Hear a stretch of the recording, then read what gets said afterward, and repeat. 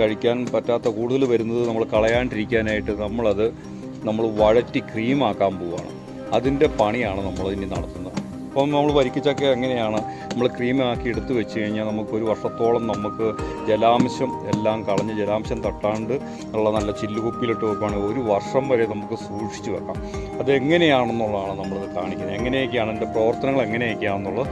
അത് നമ്മളിപ്പോൾ നിലവിൽ ഒരു ചക്ക വെട്ടിയിട്ട് അതിൻ്റെ പകുതി ഭാഗം നമ്മൾ ചുളയാക്കി വെച്ചിട്ടുണ്ട്. ഇനി ഒരുക്കാനുണ്ട്. ഇതിൻ്റെ പകുതി ഭാഗം കൂടെ വെട്ടാനുണ്ട്.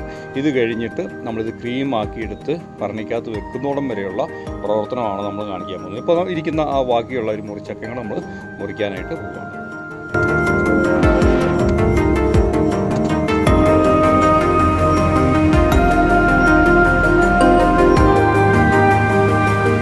അപ്പോൾ നമ്മൾ വെട്ടിയൊക്കെ കൊണ്ടുവന്നുണ്ട്. ഇപ്പോൾ ഒരുക്കുവാണ്.